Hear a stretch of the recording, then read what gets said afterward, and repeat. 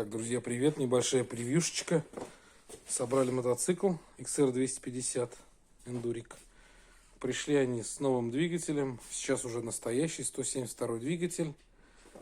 Обещаем снять обзор на двигатель. Сейчас пока только вот покажу, что он другой. То есть внешне он другой. И по динамике я попробовал сейчас по улице проехаться. Совершенно другой двигатель. То есть прирост вот в эти 5 лошадей он чувствуется.